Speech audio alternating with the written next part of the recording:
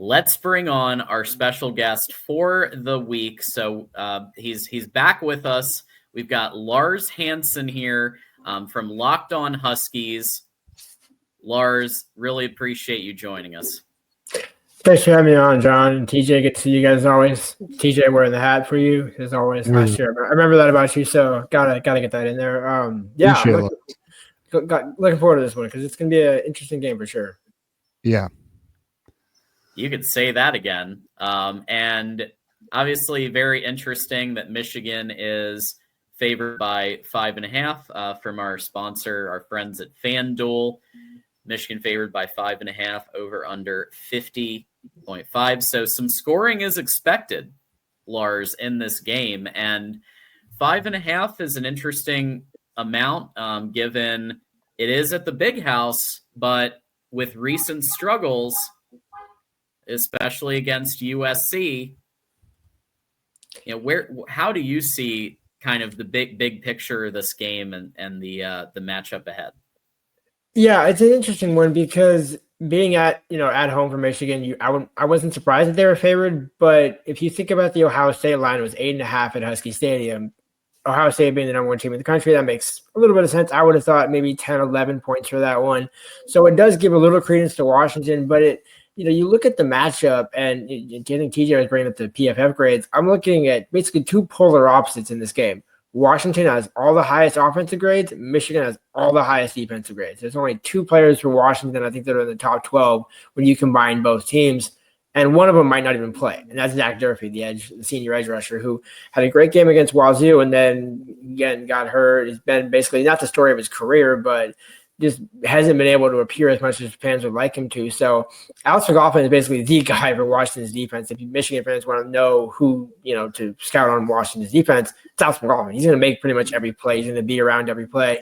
But aside from that, you're looking at kind of not a patchwork defense, but a will bend but not break. You can do a job, but it's not going to look the prettiest. Whereas on offense, if you let Damon Williams get going, he could have 28 points by himself at halftime. Like, that is how special Damon is. I remember talking to his dad and a few people around him before he was, ever played a game at Washington. And I said, it's a bit of Kyler Murray and a bit of Russell Wilson. The deep ball accuracy that he had, the zip that Russell Wilson, the prime Russell Wilson, I should say. Prime, not New York Giants Russ that was getting booed off the field and that sort of thing. But, Russ at his peak was immaculate down the field, but also could scramble, found the, when to hit the holes and scramble and run. And Damon's done that. And I think even better because he's a better athlete than Russ was, in terms of at his age at that time. But this will be his 9th career start. So put that into a little bit of perspective. That's, it's a big atmosphere for him to go into. Yeah, let's go into Damon Williams because I think it's fascinating. Obviously had a great day, 38-19 over Rutgers. Really, really stellar performance against, what I would argue is consistently a good defense, Shiano's defense at Rutgers. What do you think went into that performance? And do you think that the offense felt kind of, fire? I mean, Jed Fish, both TJ and I have a lot of respect for based on what he did at Michigan when he was in the pass game, and then what happened when he left and Tim Drevno had to run the pass game and how things went right down the toilet in 2017. So you could see how Jed Fish, and also we had Grant Perry a couple weeks ago talking about how Jed Fish would have him catch 200 passes. If he didn't catch 200 pass attempts, then they would get after him the next day. So he was talking to us about Jed Fish and his impact on offense. Yeah, I mean, obviously it's Jed Fish's bread and butter. And if there is one coach that I have been around in my decade plus now covering UW that is, hyped up, but legitimately believe like, hey, since I watched him as a freshman in high school, this was going to be my guy where I'm going to build my potential future, where if Jed is in the NFL in 2 or 3 years with Damon Williams, I wouldn't be surprised. I would, a little bit surprised, but again, if it comes to fruition, I wouldn't be, that surprised because you look at last year when he had Will Rogers, it wasn't Jed at his best. It was Jed kind of making do with things and bringing Damon along because it was always going to be Damon's show. And there's something special between those two where Damon has full autonomy from Jed. in terms of when he calls the read option and he says, you decide what you want to do. And so when he goes off for a 40-plus yard run here and there, and when I say here and there, I'm talking basically every other drive, that's Damon's decision. That's not Jed telling him to do anything. And I think that speaks to the level of trust that Jed has in Damon, because Jed's been around, quarterbacks where Cam Newton, you go down the list of guys that Jed's been around. And I think this might be his best pairing of quarterback and coach that, you could ever put Jed with. And that says a lot, but I think Jed has finally got everything that he wants in terms of he's got his quarterback, he's got Denzel Boston as his number one receiver, and the amount of guys emerging in this freshman class is ridiculous. Right, you have I think 3 or 4 guys you could legitimately say are contributors on offense alone. John Mills being the left guard, and then Desmond Roebuck and Rain Rosbat as 2 receivers. He's just letting it rip, and I think this is kind of what Jed envisioned, but I would say 26 is really when it's going to come all together. But even still this year, it's been pretty kind of tantalizing to see. Yeah, I think one area, if Michigan was going to exploit the offensive-defensive matchup, it does appear, Lars, and correct me if I'm wrong, but just looking at the stats here, one of the vulnerabilities on your offense is you guys are giving up a fair amount of sacks this season. Obviously you have a very good, offensive, team here, both through the air and running game.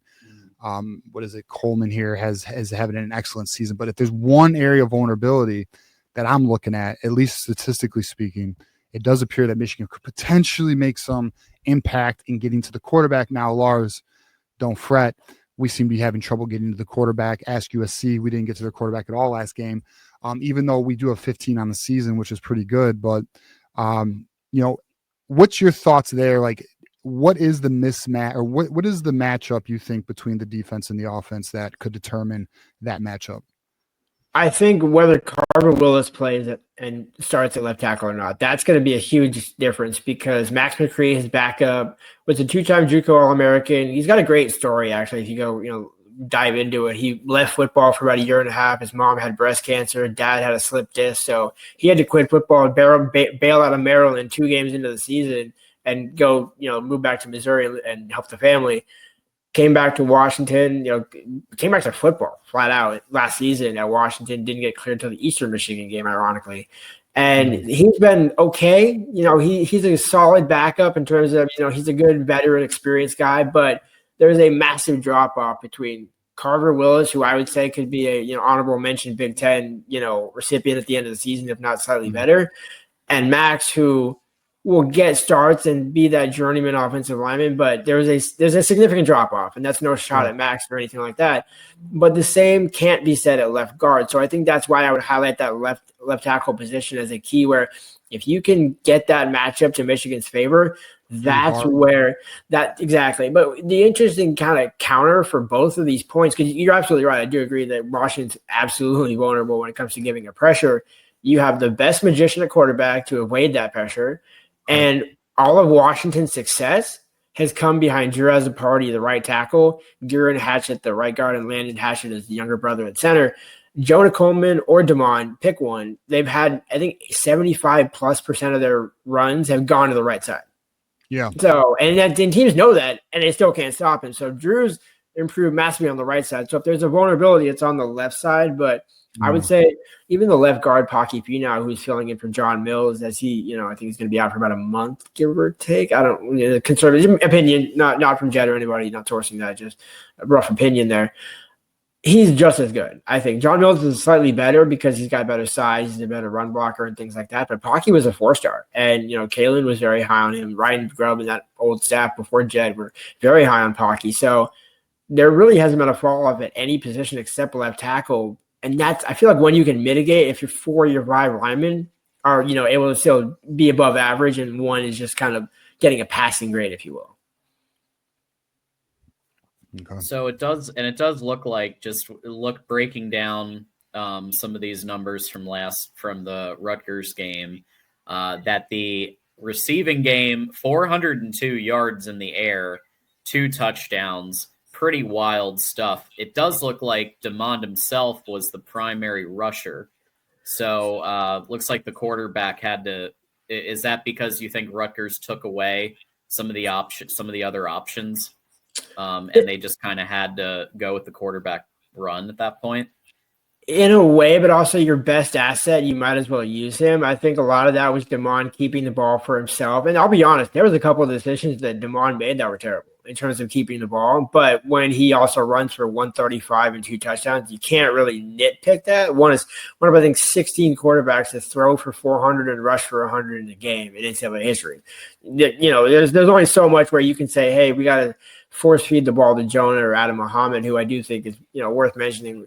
Greg Schiano gave him a shout out before last week, and he hasn't been as much of a factor this season as I thought he might be. But I think, again, that to TJ's point goes back to the offensive line struggles, where the ball in Damon's hands is better than anybody else in terms of that says a lot, because Jonah Coleman, I think, still leads the nation in rushing touchdowns. I could be mistaken on that. He's certainly one of the top 3, if not the top guy running back still.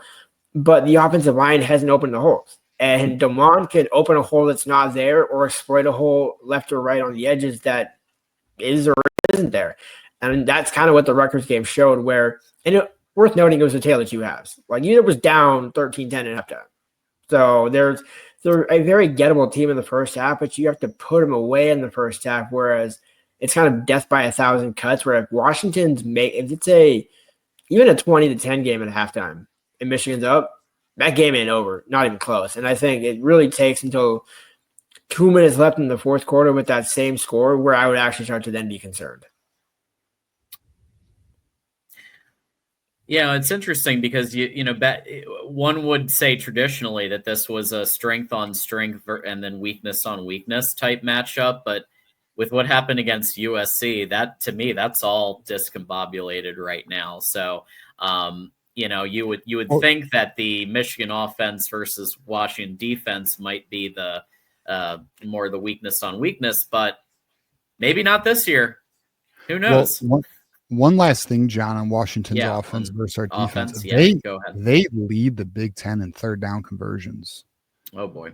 So, and we are Michigan is currently 10th in holding teams at 37%. I believe Washington's around 55%. That is a killer for us. That is something that has been tough for us this year, something we need to watch. I think that'll be a critical point in the game. Washington is currently tied with USC at 55.22%. What's interesting is they have the same amount of conversions, 37 to 57 attempts. So they're identical right now, which is interesting.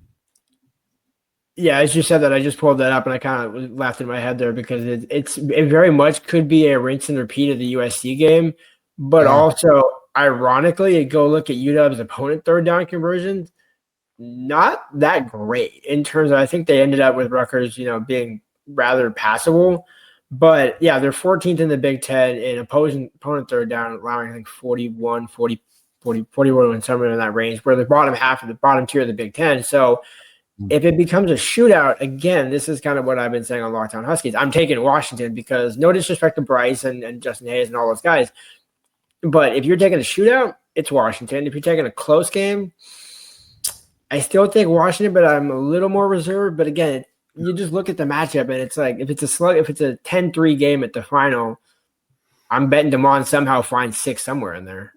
So this is a perfect transition, John, into Michigan's offense versus Washington's defense, because what's interesting here is Washington has one of the best run defenses in the Big Ten, currently ranked second, only giving 82 yards a game, which is interesting because, we're not sure about the Justice Haynes situation. Is he playing? Is he not? I'm leaning he's not going to play, but we'll see. Now, Jordan Marshall did play well when he stepped in for Justice Haynes, but let's just be very honest here. Marshall is not Haynes. Haynes was almost in Heisman consideration up to his injury. And then the thing about Washington's defense to me, Lars, and again, correct us if we're off base here, the vulnerability part of the defense for Washington looks to be the aerial attack. And that is one of the areas where, I guess you would argue, where does Michigan rank currently in the Big Ten on that? Currently, Michigan is 12th. Now, I will say we think we have an emergence freshman at wide receiver, along with Donovan McCauley, who's a pretty good player. We do have some tight ends who have some threat capability, but we are trying to find ourselves still. So this will be the matchup to me is, can we can we build a running game against this defense? If we can't, are we going to have to rely on our passing attack? And if we do have to rely on our passing attack, can it be effective enough to at least, get the victory here? Lars, what's your thoughts on this matchup? So you're not wrong, but the ironic part is the strength of this defense is the secondary. Now, stay with me here. The reason that they're giving up so many yards through the air is because they have zero pass rush.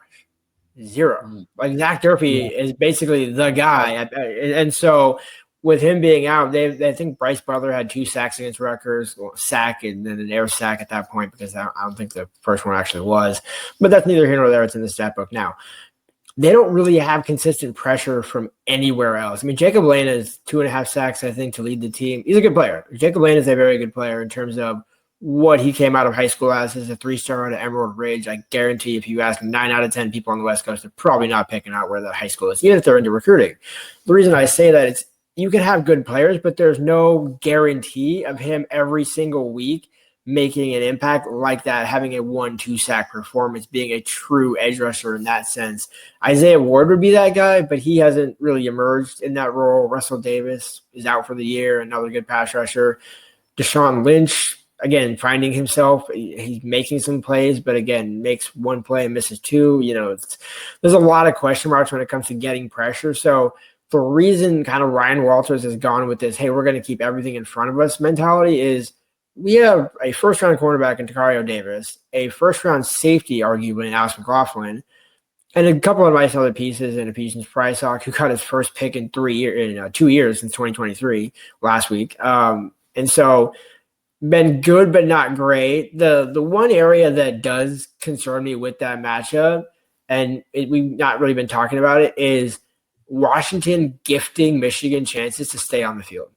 And I say that with penalties because they are one of, if not the most penalized teams in the country, it feels like. The number is trending upwards. And so if Michigan's able to play physical and draw some of those DPIs that Washington seems to just be getting eaten alive by, that's how you mitigate the lack of a run game, is just cause havoc and find a way to extend drives through, ticky-tack penalties or things like that, because Washington's been susceptible to it. And I feel like if they don't have as many penalties, Michigan will have some catches and some yak yards and things like that to make up for it. I am intrigued to see the Andrew Marsh, versus Washington angle here, because as I'm sure you guys know, he was very highly considering Washington at one point in his Washington tried to make a move on him. Yeah, that they were talking with him. Yeah, and ironically, and this is no side to Marsh, but Desmond Roebuck has emerged as you'd have the number 2 receiver, and I guarantee nobody knew about him when he signed, even though he was a Gatorade Player of the Year in Arizona. So Washington didn't want to mitigate that, but I think the area of concern for me would be the lack of pass rush combined with staying on the field with penalties. Like that could truly, especially at Michigan, eat them alive. Currently, you're 4th worst in the Big Ten on penalties, 38 on the year. So that's interesting. So for comparison, Michigan has 24 penalties on the year. So that's interesting. Yeah, they're about, I think Michigan's like 4 per game. UW has gone 6, 7, and 9. The number is trending up, and I don't see it coming down anytime soon. 6.3 right now a game. That's interesting. Yeah, it's interesting. Yeah, and I will say I think that you hit it on the head with Andrew Marsh, obviously being one of the few bright spots of the USC game, really kind of coming into his own in the USC game, I would argue. I think it was like 138 passing yards, really for a true freshman, pretty good, right? Yeah. So can the defense cover him? You mentioned the secondary being one of the bright spots of the defense, so it's going to be an interesting matchup. Yeah, the one area that I don't think is Marsh is either an X or a Y. He's not a slot guy. So he alternates. So he's normally Z, but they have been playing him a little bit at X too. Because the thing that intrigues me is if you can find a way to scheme him open against, say, Leroy Bryant, maybe Rashawn Clark, who he's going to have a height advantage against. Rashawn's the better player, respectfully. I love Leroy, but he just hasn't shown it consistently. Rashawn's a little more physical. But if he's going against Jacario Davis or Ephesians Prysock, I'm taking both cornerbacks 9 out of 10, 10 out of 10 times in that match. I mean, that's no disrespect to Andrew, because again, he's going to be a phenomenal receiver in Michigan. Michigan fans will love him in 18 months from now when he's even more dominant as a sophomore. But until you can kind of truly emerge, I'm taking the veteran presence in the back end versus the freshman receiver. Yeah. Makes sense. So let's hit this. So every show we ask for the keys to the game first, and then at the end of our segment we'll do predictions. But keys to the game first. We always start with the guest. What does Washington need to do to come to the big house and win? What are a couple of keys to make that happen for Washington? The first one is have more than a pulse in the first half, where that you can play catch up all you want. You can come back from 20 down in Maryland. You can come back from, I think it was 10 down or 7 down against Rutgers in the first half. You can't do that at the big house. I was at the 21 game when Jimmy Lake was in over his head by a mile, by a country mile, let's be honest there. And this doesn't give me those kind of vibes. Obviously, DeMond played in the whiteout last year at Penn State, so he's got big time experience in terms of playing in those heavy environments in the Big Ten. But it's still the big house. I've been to a few stadiums now, and I still hold the big house up there as one of, if not the best, environments and experiences and games that a college football player can play in. So being able to mitigate that, take the fans out of it a little bit. You're not going to take them all the way out. I guarantee you that. I'm not going to be homerish here and say, shut up, make them mute and that sort of thing, because that's not going to happen. But if you can find a way to be down 20-17 and a half, or 10, even 17-10, where you're within a possession, that's way more manageable coming into the third quarter than if you're, again, if you're down more than 2 scores. I don't know about that one. Yeah. So so my 3 keys of the game are we got to protect Bryce Underwood. We've got to get him time to throw the ball. Now you're saying, looking at your stats, you don't have anyone who is absolutely wrecking the quarterback right now, getting to the quarterback consistently at least. We should be able to do that, but our offensive line has to hold up. That's number one. Number two is we, as good as you guys are on third down conversions, we have to do our job and get you off the field. So we have to be good this Saturday on third downs. That's big for me. I think if we are not, I really do believe if Washington is able to convert these third downs, the outcome's not going to be good for us. If we can get these guys off the field or cause turnovers, whatever, that's the way we're going to win this game. Lastly, we have got to get pressure on this quarterback, but while getting pressure on this quarterback, you got to contain him, because he's going to escape the pocket. He'll make plays with his legs. He'll make it hard for us. So it's going to be interesting. Do they put Cole Sullivan on him? Do they spy him? What is going to be the attack here? That's where I'm at on it. And then John, we're waiting to give predictions, you said? Yeah, we'll give predictions at the end. Right. But I'll do a couple of keys for both. So we'll start with how can Washington win? Well, USC just gave you guys the playbook on how you could beat us, right? Trench play, win in the trenches, stop Bryce at all costs, stop the deep ball, and just make him uncomfortable. And that's probably going to be a key ticket, and making sure that on our D that, obviously you said your secondary is better. So covering the receivers, covering Andrew Marsh, and making sure that, he's contained, because he's turning into a real superstar.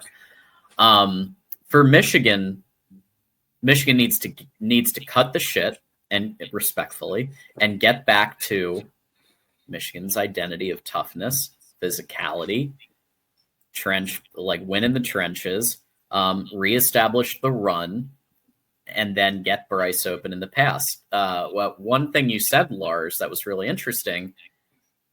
It was this wild idea that Jed Fish is giving his quarterback autonomy. And I'm thinking to myself, Bryce, let's give him the power to run the ball. Encourage him to do what he sees as the best option.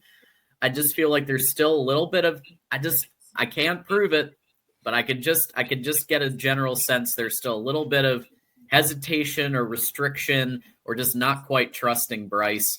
I think let Bryce cook. and then help him out with a strong run game and strong O line, and that's the ticket. So let's hit predictions. Lars, how do you think this game's going to go? So I think Washington covers. A lot of me wants to say it's a 28-25 game. It's not going to be a blowout. I don't think anything like that. There's a lot of me that wonders what Michigan is, but then at the same time, Washington went 0-7 on the road last season. Jed Fish phoned up Mike McDonald, somewhat of a former Michigan man there, and asked him some advice because the Seahawks were 9-1 in their last 10 on the road under Mike McDonald. Ironically, the one they lost was at Detroit. So I'm not really sure if Jed should be listening on that trip or not. But I do think that Washington finds a way to squeak it out. Had Michigan not had the USC game preceding this, I would bet on Michigan winning, but Washington keeping it close. I think there's something about Jed in this season where I'm not going to dive too far deep into it, but Roman and I both agreed once we found it out, it's either a 2-10 season or a 10-2 season, and there's no in between. And right now they're 5-1, so 4-1, 5-1, somewhere in that ballpark. So I think with a win this weekend, that would do a lot for Washington. And let's be fair, say what you will about the Ohio State Michigan thing. 24-6 wasn't as bad as it looks. Yeah, I know it sounds bad, and you didn't score a touch. First half was going good. I was rooting for you, Lars. You let me down. I picked them to win. I picked UW to beat Ohio State. I thought they actually had the horses to do it, but they're not there yet. I do think, again, not to be a dunking on your all right. But no. I was going to say that Michigan is not Ohio State this year. Our team is coming at our team right now. You're all right. So, I think, believe me, there's some people that still don't like Jed. So I feel like every fan base has that. But there's enough that Washington can win this game. I do think it's going to take truly all three levels where the special teams, my word, it's Grady Gross when he's not facing Rutgers this season has been great. But last season was rough. 23, he was immaculate getting him to the national championship game against Michigan. So, is Sharon Moore a better coach than Jed? Is Jed a better coach than Sharon? This season, Jed's been perfect. Pretty much darn near perfect in that respect, where last season I had so many questions about him and his ability to call plays, shall we say, where I asked him the question, what would cause you to give up play calling? And he's like, never. So, that goes, okay, I get that. But, and I understand that, but also you can be your own worst enemy. And I think Jed's been DeMond's best friend instead of his own worst enemy. And so I think if that can continue, if Jonah can find the end zone, you're going to need a takeaway or two. I like Bryce Underwood, again, in a year or two from now, but not this year. You hit it on the head to start, TJ. If Justice Hayes does not play in this game, that is a massive difference. Otherwise, I think if he plays, then my score prediction would probably be 31-26 Michigan. Yeah, so I actually think the spread's interesting being 5.5. I think it was 6.5 earlier in the week. I think that's honestly crazy. I would have the spread probably about 2.5. Yep. So what's funny is you said 28-5 initially. I'm actually where I'm standing is 27-24 Michigan, but I will say, and I know a lot of the fan base agrees with me, we can see Washington winning this game. Because we are going through an identity crisis right now as a program, which is why Sharon Moore wore his blue collar shirt this week, so we can get back to what we used to be. We'll see if it rallies the troops or not. But yeah, this, and I don't know if you know this, Lars, if you've been paying attention to the Michigan media at all. This is a big game for us. Like, we need this victory. This is going to be very telling to the direction of the program for us. It is at home, so I love that. But this is going to be a tough one, and I think Washington's going to give us a good fight. I really do. I agree. Yeah. I was going to say real quick, I agree with that. I have always thought, and this is a random segment, but I'll tie it together, where Mike Norvell, never been a big believer in him. And watching FSU's fall from grace, I don't put Sharon on that same trajectory, but I have never been a true believer in Sharon. Just looking at it from an outsider's perspective, I thought he was a good, position coach, a great recruiter, a phenomenal recruiter. There's no doubt about that. Zero to take away there. But the difference between him being an assistant O-line coach, an associate head, whatever you want to call it, and being the guy running the show, it gives me 6-6, 8-4 vibes more than it does, hey, this is the guy to win us a national championship. It's no, he can help you be on a staff that wins a national championship, but I don't think he can get you there. Whereas I think Jed is way more likely to get UW and Damon to a national championship than Sharon and Bryce. A lot of the fan base is having that debate right now. I mean, and just so you know, Jed's name comes up in our circle or our conversations of potential coaches to go after because of the connection to Michigan. So I would just say that Jed would like that from the perspective of he gives me the sense of a guy where if he's the number one ticket in town, that's what he wants to be. But I'm not sure the family would be, I'm not saying that they don't like Ann Arbor. I'm just saying they're more of a warm weather family, if that makes sense. And I'm not sure Ann Arbor falls in that category. But then again, Seattle doesn't either. So yeah. So for me, like has been talked about, this is a game that feels like a must-win game to save the season. And not just save the season, but maybe even save the program. And I really do think that there could be some like if this game goes the way we don't want, that there could be a Penn State like fall off after this game. I really do think that it could be that bad because like this game is so important for confidence. It's important to show that things have improved, get the right people in the right spots. And because of that, Sharon just, when his back is against the wall or when he feels like he has to do it, he finds a way to do it and use his talent. See Ohio State, see the ReliaQuest Bowl, see when he was interim head coach, right? I just think he knows that this is a big game for him. He's going to get scrutinized heavily if he loses. 30-27, Michigan. But it's going to be a tight one, and Washington is going to give us all that Michigan can handle. I like that. I think we're all in a unison that they're covering the spread of 5.5. I thought it was 4.5 at one point in the open on FanDuel, but that was at like midnight on Saturday after I was going through some scores and things like that. So maybe my eyes were deceiving me, but it always seemed like a 1.5, 2.5, max 3 spread, never beyond that. So Washington will cover. The question is, do they get the money line, which they're 5-1 on the money line this year? If you're picking Washington straight up, it's a fair bet, but the question is, can they, actually win it on the road? This is going to be their biggest test on the road so far. That said, when we talk about what is Washington's record at the end of the season, the only loss that I could truly see right now is Oregon. And that's even still debatable because that's at Husky Stadium. Like every game is winnable. Will they win it? No. Washington will not run the table. But maybe put some respect on UCLA's name, man. They're doing good. Neuheisel's been picking it up over there, huh? Except who's the head coach? Do any of us know who the actual interim head coach is? Because I honestly thought it was Jerry for half a minute there. Not gonna lie. I don't. Yeah, I'm looking. I don't. Honestly, Tim Skipper. Yeah, and I Tim something, and I'm like, hey, Tim's the guy. That sounds made up. That sounds made up. UCLA is that one game. UCLA is that one game for Washington every year. It seems like though, where I think Kalen actually in 22 lost to him down in Westwood. So anything's possible. Yeah. Well, I'll say this too. Last point on it, Lars. I'll tell you this right now. If you guys out physical us and bully us on the field, our fan base is gonna have a meltdown. Because right now we are not the bully on the field in all of our games so far, and that's I'll just say us. Yeah, it's a very uncomfortable feeling for us. So we'll see. This will be a test, and this is a big test for us. I'm telling you, and I'll tell you, I do believe Michigan's going to be locked in for this game, but it doesn't matter how locked in you are if you don't execute. So we're gonna find out, man. I mean, I don't know. It's a big one for us. Are you going to this game? Are you going to be in Ann Arbor?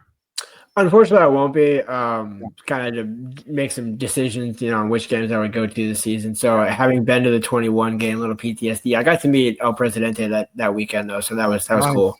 Yeah. But other than that, I don't really tend to remember much from that game because it was a bloodbath in Michigan's favor. Yeah.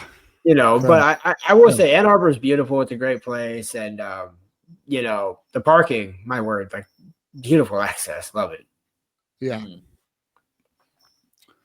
Very good. Yeah, we had fun, didn't we, TJ? Yeah, and we're going, next spring we'll be back. So all right, Lars. Well, appreciate you coming on, man. There it is. Yeah, this was us at the spring game. Nice. Yeah, appreciate you coming on. Good luck. Well, not too much good luck, but have good luck the next 3 days. And then after that, your luck will end. But no, we appreciate you, Lars. Thanks for coming on, buddy.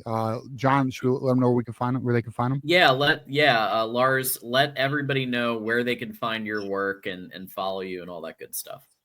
So yeah, I write for Huskies Wire, part of the USA Today network with Ronin, who's also the I co-host Locked On Huskies with. Every now and then, we'll get some people on. We have Jake Budd on pretty recently. Number of guys that come on, and it's kind of a fun carryover to where basically we try not to do. Hopefully, I got 2 kids, by the way. So the reason I couldn't go to Ann Arbor is but no, they're a handful, but I love them. But yeah, no, Locked On Huskies, Apple, Spotify, YouTube, pretty much anywhere you can listen to a podcast. And then Huskies Wire. Shout out, if you want to look into the writing stuff, I have the Mike McDonald article up today about Jed giving him a call and diving into that a little bit because it's the road element here is interesting, but as Jed also said, I was in the NFL for 14 years. We never once talked about what time the kickoff was going to be, and it's like okay, there's things that go on in the building that never see the light of day on the media, but it's still somewhat talked about. It's a factor, but it's a prime game, prime time. Ann Arbor, Fox, 12:30, 12:30. No, 12. It's a 12 p.m. kickoff, 12. right? Yep. Yeah. That's the light's going to be on. So I no matter who wins, we are going to learn a lot about both teams. That is for sure. Yeah, definitely.